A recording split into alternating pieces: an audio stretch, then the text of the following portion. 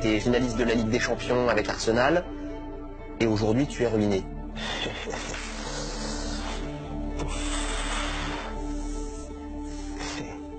Je vous dis la vérité, je vous parle, mais j'ai le cœur qui saigne parce que je ne mérite pas ça.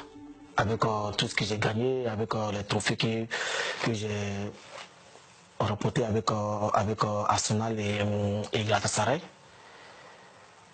Et aujourd'hui, me voir ainsi, c'est difficile.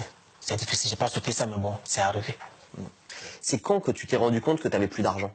C'est la conséquence de mon divorce. C'est la conséquence de mon divorce. Un jour, moi-même, je suis parti à la banque pour me renseigner. Et c'est là que je me suis rendu compte que il n'y avait plus d'argent sur le compte. Comment tu as réagi à ce moment-là? Ben, en fait, je ne croyais pas. Je ne croyais pas. Et je ne peux pas penser, une fois que la personne avec qui tu vis, tu as fait des enfants avec... on voit ça dans les films. On voit ça dans les films, mais je ne peux pas penser qu'un jour, cela allait arriver. Donc vous aviez un compte commun et elle a tiré l'argent. Bon, c'est ce qui s'est passé. J'ai été naïf là-dessus. Je sais, je le sais. J'imagine qu'il s'agit de millions d'euros. Oui, beaucoup. C'est beaucoup de millions. Moi, je sais que je me suis fait escroquer. Si, je sais. Mais pour moi, le plus important, c'est de ne pas les récupérer.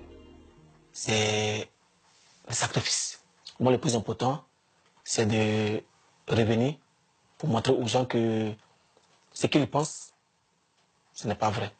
Que moi, j'ai encore le talent, j'ai la rage.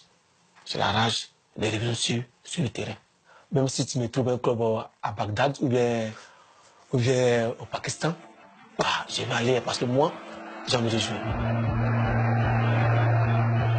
11 ans à Arsenal, Galatasaray, et on te voit aujourd'hui vivre dans les paquets, dans les valises, etc. Tu risques d'être expulsé, c'est ça? Oui, je risque. Mais bon, ce qui me fait mal, c'est le fait que j'ai personne auprès de moi. J'ai personne auprès de moi. C'est ça qui me... Tu te sens abandonné? Oui, je me sens abandonné parce que j'étais plus attaché aux enfants. J'étais bien avec ma famille, avec mes enfants. J'étais heureux, j'étais joyeux. Et aujourd'hui, je me retrouve tout seul. Est-ce que le monde du football est solidaire ou est-ce que tu te sens abandonné aussi par le monde du foot? Oui, je me sens... Le football, il est ingrat. Le football, il est ingrat pour... Le football, ce n'est plus le talent. Hein. Ce n'est plus le talent. Le football, maintenant, c'est l'argent, le business. On fait mal. Même, je te jure, hein, tu vois, chez moi, j'ai pas de télévision. Hein. J'ai décidé de ne pas mettre la télévision chez moi maintenant parce que j'ai mal. Quand je regarde, je vois mes amis jouer. Je suis content pour eux. Mais au fond de moi, je pleure.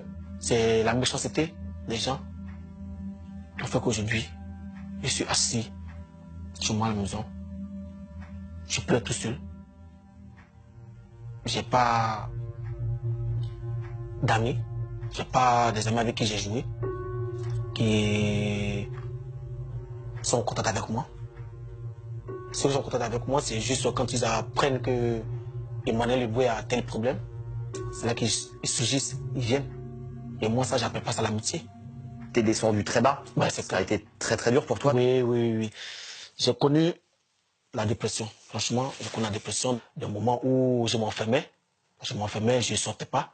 J'étais chez moi parce que d'abord de un, il y avait la honte. J'ai même plus de voiture. Je suis là, je me déplace dans le bus et dans le train, c'est de me cacher pour ne pas que les gens me reconnaissent parce que il y avait la honte. Il y avait la honte et des deux. Ici, il y a même des journalistes même qui viennent à côté de la maison, qui cherchent à prendre des photos, qui cherchent à me filmer, à filmer tout ce que je fais. Donc, c'est difficile. T'as vu un film? Oui, c'est comme cela, faut être fort pour pouvoir surmonter ça. Je vois que j'étais là et je régresse.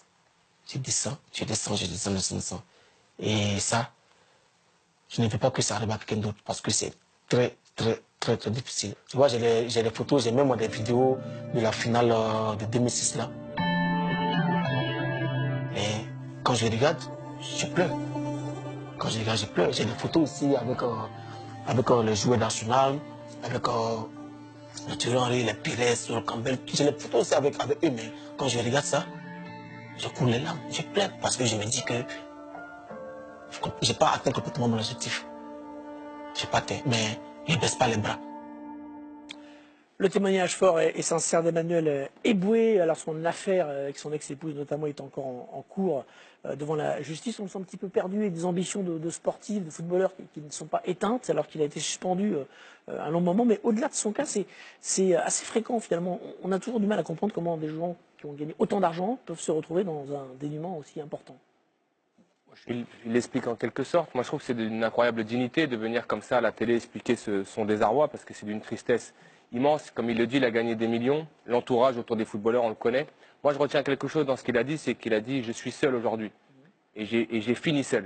Il faut savoir qu'un footballeur, il finit pas non plus en 15 ans de carrière avec 50 amis du football. En général, vos amis, ce sont ceux qui sont en dehors du football. Vous passez par des équipes, vous rencontrez des gens.